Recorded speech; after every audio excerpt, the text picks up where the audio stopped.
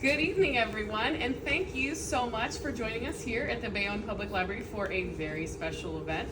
I am incredibly pleased and proud to welcome George R. Martin to our library.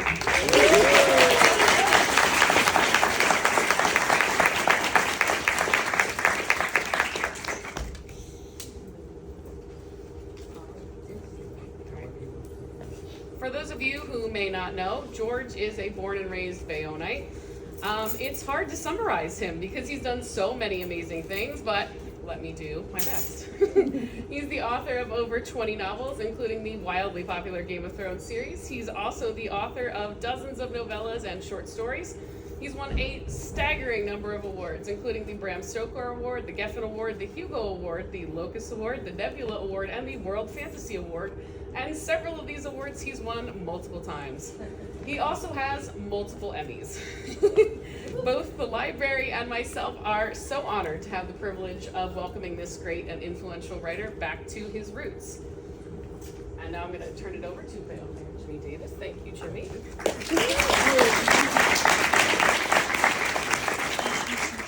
So first and foremost, let me just welcome everybody tonight. I know this was kind of put together quickly because George, you're so busy. It's tough to even get you on the East Coast, let alone back to your hometown of Bayonne. This is a great evening. Every now and then we get to do things as politicians that really stick out, and this is one of them. You take someone born and raised in your town who does so well in their life, does so much for so many other people, and then you get to bring them home because your home is always your home. And Bayonne is always going to be your home, George. And we get to honor him for what he has done in representing the best that Bayonne is. So, for the last few years, the city of Bayonne has been looking for a way to honor George R. Martin because we are so proud of his contributions to literature and entertainment. Naming the library's popular fiction room after him is really appropriate way to honor George in our hometown. George was born in Bayonne in 1948.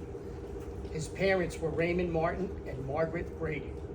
He was educated locally at Mary J. Donahue Grammar School and Marist High School. Later, he earned a bachelor's and master's degree in journalism at the Middle School of Journalism at Northwestern University.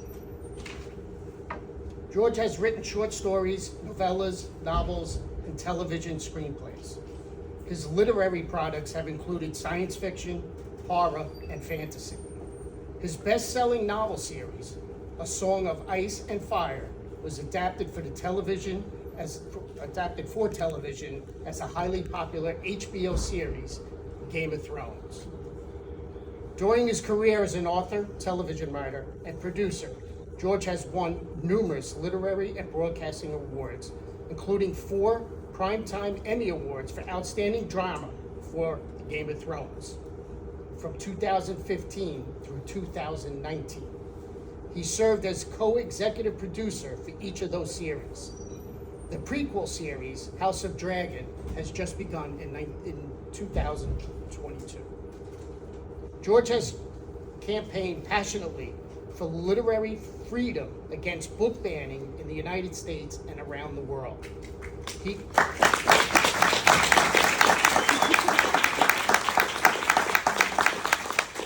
believes strongly in the importance of the written word. George has said, "A reader lives 1,000 lives before he dies. The man who never reads only lives one life." Think about that. George R. Martin has deep roots in our community. George's mother's family, the Bradys, played a prominent role in business and in local government in Bayonne during the 19th and 20th centuries. The Bradys owned a construction supply business that had docks on the Kilvan Cull and on Newark Bay at 23rd Street. The present-day pier at 1st Street is still called Brady's Dock, which we need to let the state of New Jersey understand because they keep telling me it doesn't exist. True story. It got damaged during Sandy, and I've been asking for money since 2014 to get it fixed, and they tell me it doesn't exist. So I'm gonna need your help on that one.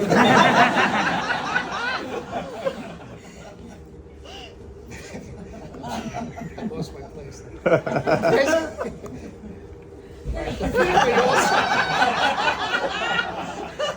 The family also owned Consumer Coal and Ice Company, which operated in Bayonne and had properties throughout the Northeast. 3 of George's relatives were my predecessors as mayors of the city of Bayonne. Thomas Brady served as mayor from 1904 to 1906. Juan, were you serving back then? Oh, I'm sorry. Went too fast. Alfred Brady served as mayor from 1959 to 1962. And Brady's cousin, Dr. George Burt Daly, served as mayor 3 times from 1914 to 1915, 1927 to 1931, and 1943 to 1947. Mayor Daly was a medical doctor, a Major League Baseball player, and a friend of baseball superstar Babe Ruth. Talk about roots. We are so happy to welcome you home, George, to Bayonne. This is your home and will always be. And I have a proclamation here that states that today is a day in your honor in the city of Bayonne, the city's history. So thank you so much for everything you have done.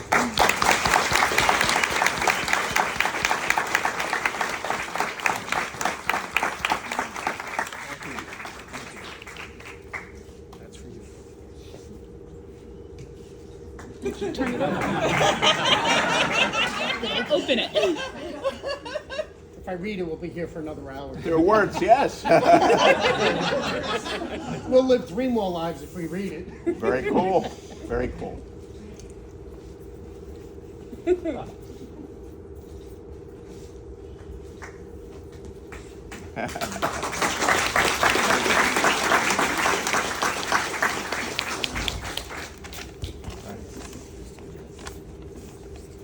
No, go ahead. Do your... So thank you for that amazing introduction.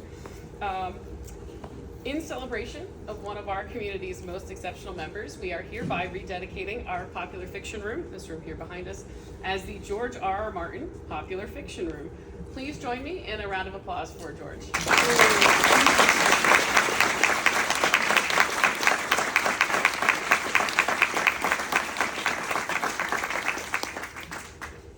George?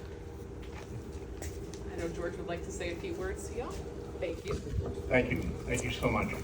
This is really nice, and yeah, it's good to come home. I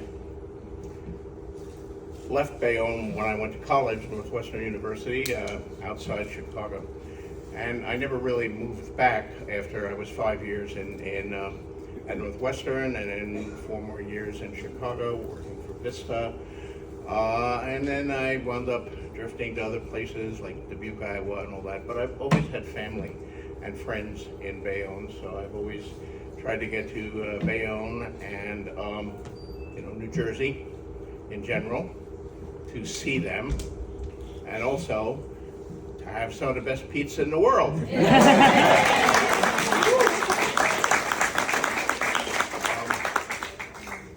I'm still annoyed that the state of Connecticut has evidently put up road signs that claims they're the pizza capital of the United States. Bullshit. You don't have a kielbasa pie. They do not. Yeah, and having the popular fiction room named after me is very nice. Although I will admit that there have been times in my so-called career where it would have had to be the unpopular fiction room. A few people have asked me, do I have any advice for aspiring writers? And that's a question I get asked a lot.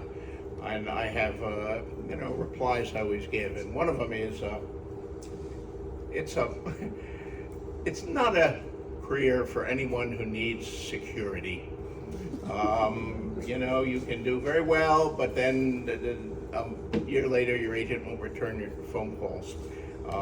My career has I've had periods where I was very hot, young, rising writer, and one of my novels sold poorly, and I couldn't get anybody on the phone, and that career was over. Then I went into Hollywood, and I had an exciting career there for a while, and I created some shows, and none of them got picked up, and then my agent left, and once again I was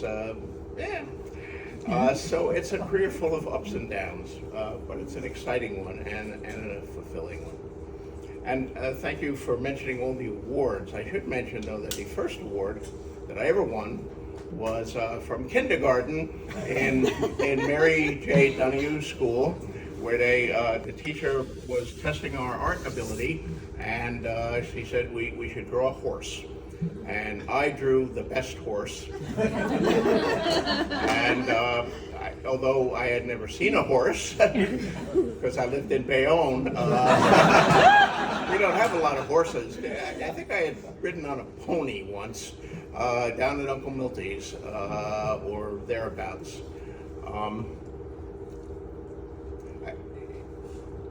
Oddly enough, although I won that art award, and I had a brief period, like when I was 6 years old, thought, I'll be Walt Disney. But the actual inability of me to draw was a definite strike against me there. I won for the horse because I did a very detailed horse. I'm good on details. I drew a horse, he had the right number of legs, unlike some of the dragon pictures you see. And he had the right number of legs, and I drew the reins, and I drew a saddle, and I drew all that stuff. So the other kids in kindergarten didn't. They skipped the details, so I won, but I couldn't draw anything else. But then I started writing stories. We lived, for most of my time at Bayonne, we lived on First Street in the projects, 35 East First Street. We were there when the projects opened. The La Tourette Gardens, and I learned the history of the La Tourette Hotel, which had once formerly occupied the same site. And my mother told stories of when she was growing up on Lord Avenue, that it was a haunted house with broken windows, a big old grand Victorian hotel that the kids dared each other to break into, but they knocked it all down. They built the La Tourette Gardens. I'd lived with my family on 31st Street from when I was born till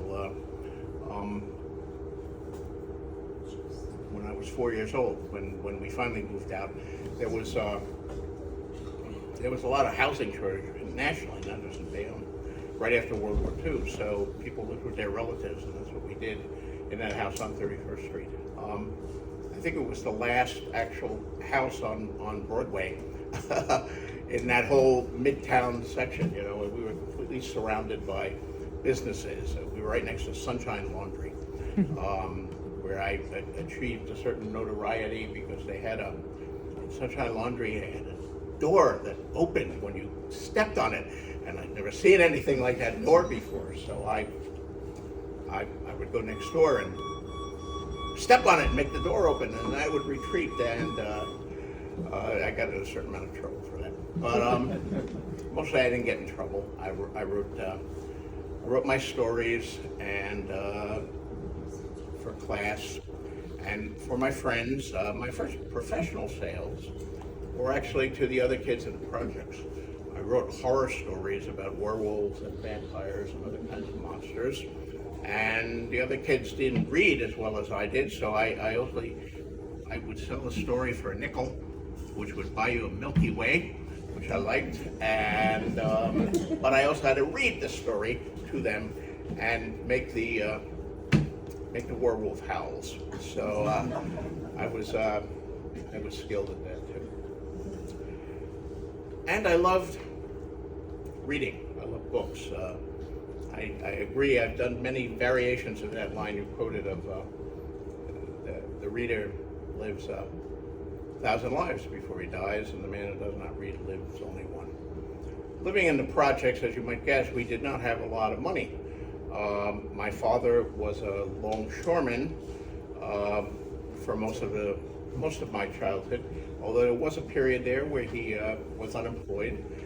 It probably was on, I don't have the records, he probably was only unemployed for half a year or something, but of course, as a kid, that seems like much longer, so it's sort of, oh yeah, my father was unemployed for 30 years or something like that. But finally got into Longshoremen's Union, and he would go there and shape up in the mornings and sometimes work. And my mother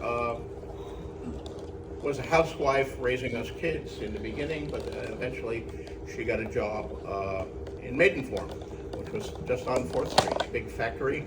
And she was first on the assembly line, and then she got promoted to an inspector. So, you know, sometime in the early 60s, I think it was, if you got your bra inspected by number 12, that could have been her. And the little pieces of paper. But these were not necessarily lucrative professions. So libraries became important to me. And even before that, comic books became important to me. I went to Mary J. Donahue School, great school. I'm glad I went to it. I had some great teachers. But they taught you to read with something that the older people here in the crowd may remember, these books that were called readers, that featured the adventures of the most boring family ever to walk the earth. Dick and Jane and Sally and their little dog Spot. Run, Spot, run. Run, Spot, run. And Sally would always, I can't summarize the stories that were so boring and pointless. I can't think of anything more cleverly designed to totally turn kids off reading.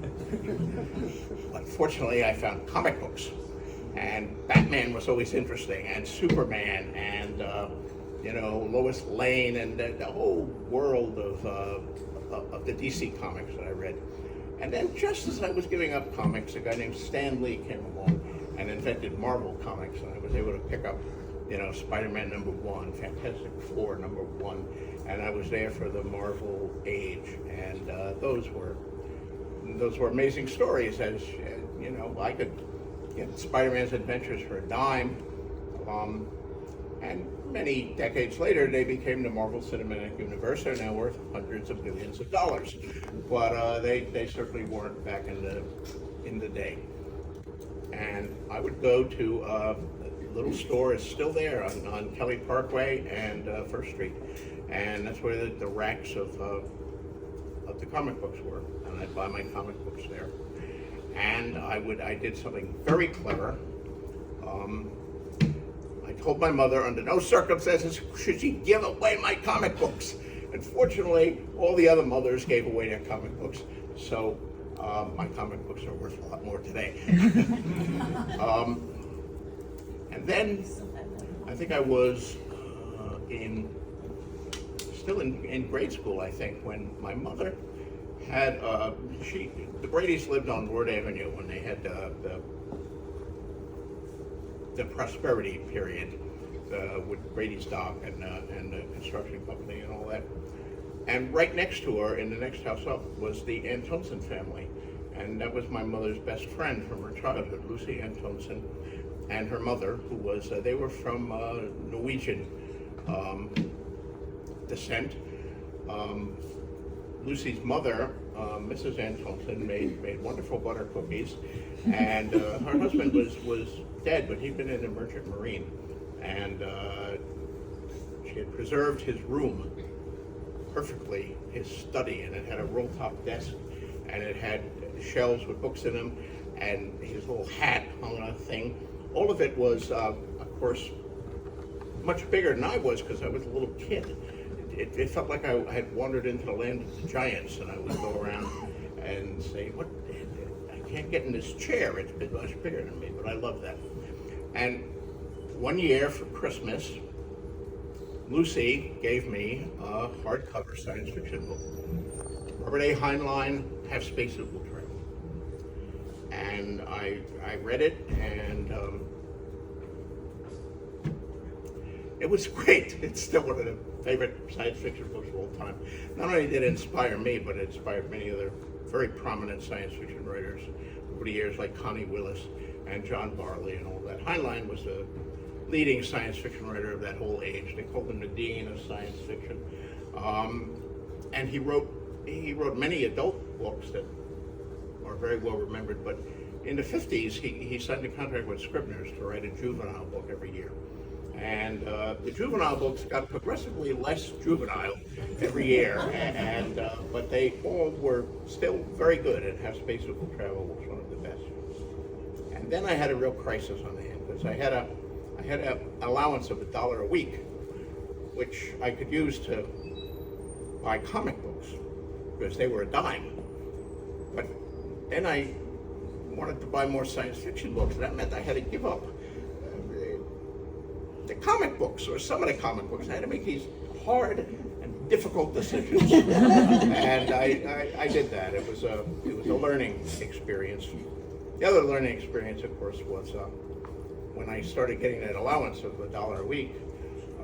I took my first dollar and I went to Uncle Milty's and I started playing skee ball, and a half hour later, all my dollar was gone, and I had won one of those little Chinese handcuff things that was no good whatsoever for anything. So that I think that has led me to be cautious in my investments and handling my money ever since. You don't want to blow your entire load on skee ball. and my parents were very righteous about that too. The whole next week, Mr. Softy would come by and they're ringing his little bells, and my sisters would go out and get cones, and I couldn't get anything because, well, you have your dollar. What? So I had to go without ice cream and anything for a week. But I started buying books as well as comic books, and of course, that copy of Half Space Equal Travel was a hardcover book. It was like 15 years before I could afford another hardcover book. But at Kelly Parkway, right next to the comic books, was the spinner rack, where all sorts of fiction was in these little pouches, and you could spin it, and some of it were Heinlein books and Asimov books and Jack Vance and Jerry Saul and all of the other science fiction writers. They were, 25 cents, 35 cents for a book. So I could get one of those and a bunch of comic books and maybe a Milky Way bar or something for the week. So that's how I regulated my my expenses. But the spinner rack also had, they didn't categorize things on a spinner rack like they do in modern bookstores. There was no science fiction section or mystery. Everything was jumbled together. So you'd have a science fiction book, and behind it you'd have a Raymond Chandler book, and behind that you'd have a collected Shakespeare book. And behind that, there would be non-fiction, like How to Win Friends and Influence People. And the mystery books, I was a little young at first, but then I got older and I became more interested in these mystery novels with scantily clad women on the covers. They had a lot of those too, and I'd occasionally pick up a Raymond Chandler or what is that? Mike Hammer, Mickey Spillane books, and they were very good for that. So I got exposed to a lot of other things, and eventually I started writing fantasy and science fiction stories and comic book stories. For the comic fandom was just starting then, around the same time as Marvel, and they did these fanzines, these very mimeographed or ditto fanzines, and I wrote a letter to Stan Lee praising, what was it? It was Fantastic Four number 17.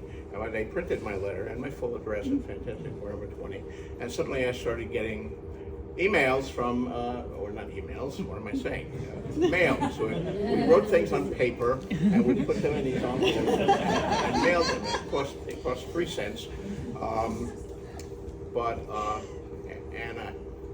I fell in with these other writers, and they were publishing fanzines, and I started writing amateur comic book stories for them about, my own superheroes. So that was kind of how one thing, led to another, and I continued to write these basically amateur stories, but people like them, people praise them, which I think is something I look back now, and it's so important. It was so important to me. I mean, I was not, much as I loved sports, I was not a sports star. I was a shy kid. I was not the most popular kid. And finding something that I could do well enough that other people would applaud it, and they would give me awards or write letters saying that what I did was good, was so encouraging and so important. And I think sometimes I am troubled by the new age that I find myself living in, when the internet is everywhere, and the internet doesn't lavish praise on a lot of people, and I wonder about maybe aspiring writers or young writers who are publishing their little first stories and amateur things, or putting them online and getting ripped to shreds. I think if that happened to me, I would have given it up and never done it again. I needed the applause, and we were just in last summer. We went to Europe for a month, and we visited the set of the new show, A Night of the Seven Kingdoms, in Belfast, which seems like it's going to be sensational. And I gave a talk at Oxford, visited J.R.R. Tolkien's grave. We went to Amsterdam. I did mention my Dutch publisher. But while we were in London, we also saw a number of plays, 5 plays in the West End, their equivalent to Broadway. And what struck me about that was, at the end of 4 of the 5 plays, there was a rapturous standing ovation, which used to be relatively rare in the theater. You'd have to be really great to get a standing ovation. Most people just got a regular sitting ovation, or if they got any ovation at all. But, and I know, having worked on shows like, Beauty and the Beast, The Twilight Zone, and of course Game of Thrones, a lot of actors, and they're actors who've worked in theater and television and film. And when I talk to them about it, they all say that they love theater the most. Why do they love theater the most? It actually pays the least, probably, of all of those things. You make a lot more money. Not that a star in a theater is out panhandling, but they do okay, especially if they're a big name, but not like a television star or a major movie star.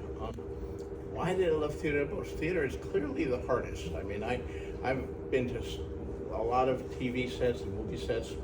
You screw up your line there, and they just do another take, and they do a take until they get it. And not only just getting the words wrong, but even if the performance isn't great, the director said, "No, let's do it again." And as a result, you have a certain amount of insurance. You don't have that net in theater. You got to know the whole play, and you got to get it all right. You can't leave out some of Shakespeare's words or change them, or any words. Why do the actors like theater best? Because that's what they all say. Oh yes, the TV is good, film is good, but I love theater. I love to perform on the stage. Why? Well, I think it's the standing ovation. It's the rush that you're there in your auditorium and there's 1,000 people, and you finish your act and they all leap to their feet and they're rapturously cheering and applauding and things like that. It is something. It's a sort of psychological reinforcement, and I think we need to. We're losing some of that with the internet, because people are so more concentrated on the negative there. I think applauding things that are good big part of it, and sometimes I try to remember that when I, review other books online or talk about things. Not that you can't be critical if something is done wrong, but still. Anyway, sort of wandered off course here, but it's always nice to get back. It is my home, although at my age, I think Bayonne is, I have friends who still live in Bayonne. I have, of course, relatives, sisters, and cousins, and so forth who live there occasionally. I see some old friends. But also Bayonne for me is full of ghosts. It's always a little, yesterday when we were coming over here, our driver drove us around a little. And I looked at the things. Brady's Dock is there, and I like the sign saying Brady's Dock. It also wasn't called that when I was growing up. They changed the name to City Dock. It's only my mother's stories I learned it was Brady Dock. Also, it was falling apart then. It was made of concrete, and it didn't have that nice wood stuff. So Brady's Dock is beautifully restored. But Uncle Milty's is gone, and the ferries are gone, and the theaters, man. I grew up going to the DeWitt, the Lyceum, the Plaza. I even go to the Victory once. Just once. The bed bugs did not make my return very fast. But yeah, that's the old opera house, which hardly anybody remembers. I saw many cheap horror movies at the Plaza for 15 cents. And the DeWitt was a grand theater. It breaks my heart every time I see a McDonald's there. But at least the hot dog guy survived for a while. They made him move his truck, and he had a business across the street. That was great because they were like the best hot dogs. And Hendrickson's is still there. I like seeing these old things. Maybe because I'm an old thing. But there are ghosts. I mean, I did go to Marist, and now I drive past, and there's tractors there and a pit, and it is being torn down. And I heard that St. Andrews has served its last mass, and St. Andrews School has been boarded up for years. I know. I'm a grown-up guy. Things change. Things go out of business. New things come. Although, I don't know. It's still weird. St. Andrews is a very nice-looking church. Not that I'm particularly religious, but I'm glad MJD is still there, and I hope we keep it still there. I hope we keep some of the other things. Now, this library that I just got the tour of, I know it's been refurbished. It was closed for a while. It's been reopened. It looks very, very nice. I'm trying to remember what it was before. I went to this library. Of course, we were living on 1st Street. We're here on 31st Street. Our family did not own a car, so to get here to this library, I had to take a bus, the Avenue C bus usually, and that was fine when leaving, but sometimes in winter when I was coming back, I'd stand out there with whatever books I got on that sidewalk waiting for the Avenue C bus to come along, and I'd freeze my butt off, and it would seem to take forever to come, and then it would finally appear with 2 other buses right behind it. What the hell happened there? I don't know, but I have lots of memories of standing on that sidewalk and being cold. Is my memories of this particular library. And another thing that was very important was a particular book, probably doesn't exist here anymore, but it was a book called The Science Fiction Handbook, written by L. Sprague de Camp. And this was a non-fiction book where de Camp, one of the great writers of science fiction, talked about how to write, talked about the professional markets, talked about the history of science fiction. And I found it in this library, and I took it out, and I took it home, and I read it cover to cover.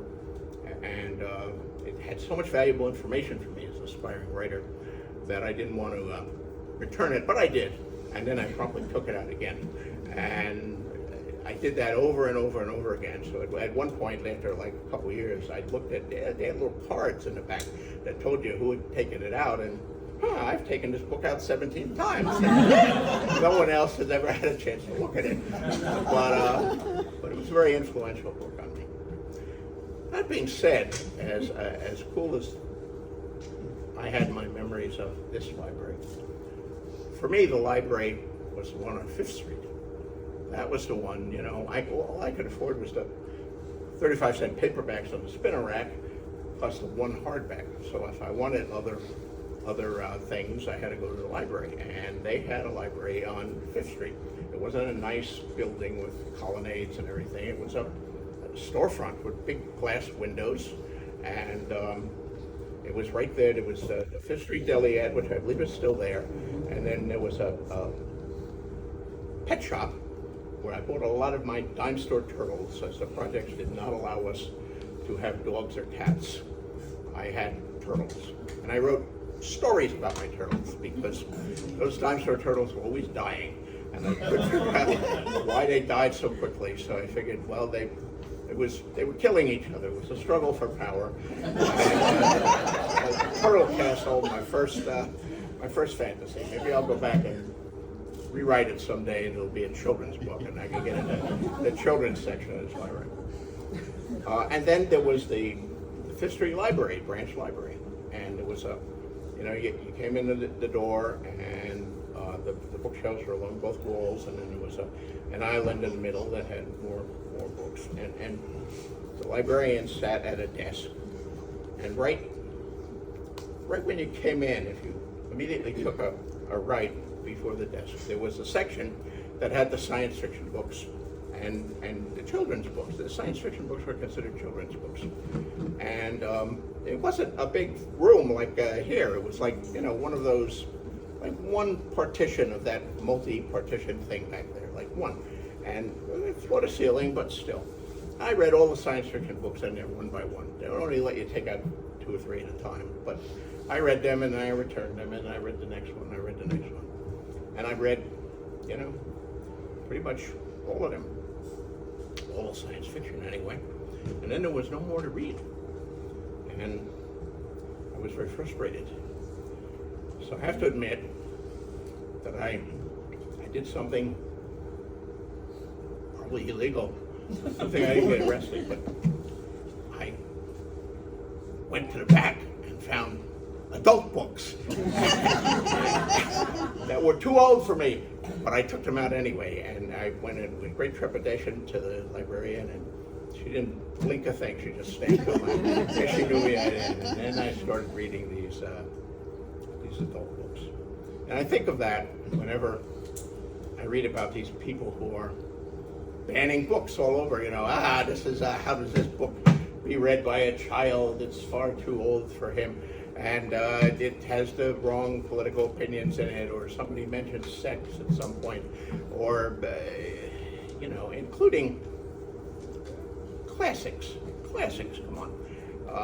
We're not necessarily children's classics, but great books. And I think being able to sneak into the library and take out adult books, even though I was a child, helped make me less of a child.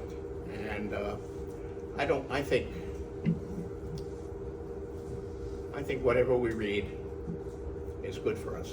I don't care. If a kid gets a book that is too old for them, they won't like it, and they'll return it. They won't understand what's going on. But if they like the book and they want to read more books like that, I think they should be allowed to. I've given in recent years several very serious and very lengthy speeches about book banning and the things that people are doing, and I oppose all of that. I think, you know, we should be able to read what we want and write what we want. Of course, I don't want to censor myself. I don't want other writers to be censored. It really annoys me that they are changing Roald Dahl's books to make them less offensive or troubling. Especially Roald Dahl. I mean, this is a guy who was on record writing to his publisher, "Do not change a word of my books, not a word." And then he dies, and his estate is letting them change whatever the hell they want. It's terrible. In my bookstore, we don't carry the rewritten Roald Dahl books, we get the original Roald Dahl books. And I hope that that will continue to be true. And writers will be able to free, but it is a troubling time in not only for libraries, but for publishing companies, bookstores, schools, you know. And I won't get into the serious things. Anyway, that's some of the kind of things that I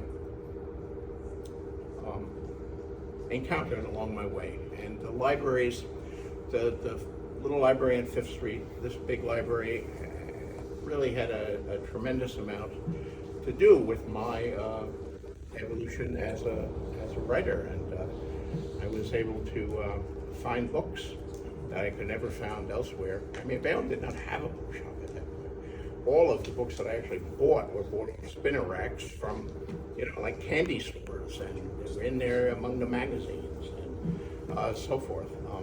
I think we have a bookstore now, which is good.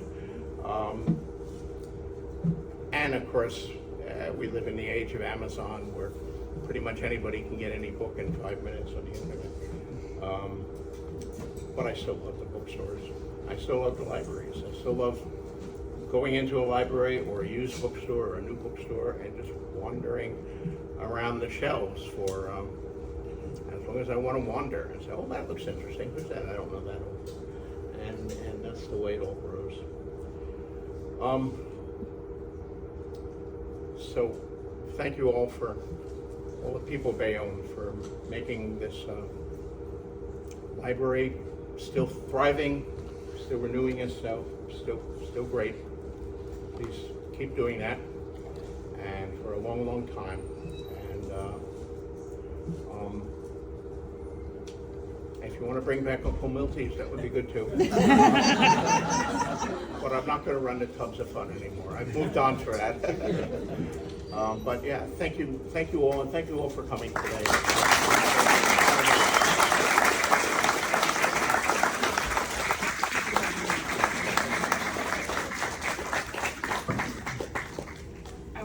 Also bring up Lee Faley from the Bayonne Historical Society. They wanted to give Mr. Martin something to commemorate his visit to Bayonne. Oh, she's going to make these? Sure.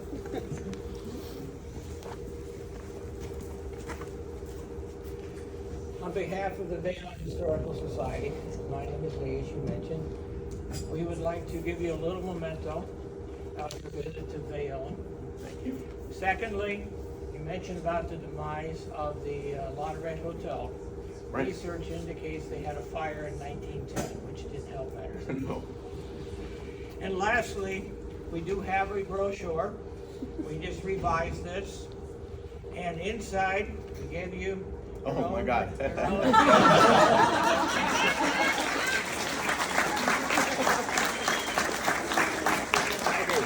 Thank you. I will.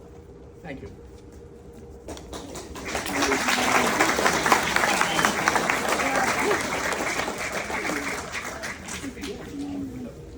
Thank you everybody so much for coming this evening. We're all really glad that you're here. We appreciate you, everything you do for our community. We hope that if you don't have a Bayonne Public Library card, you will get one soon. And we look forward to having you here again. And again, hand for George.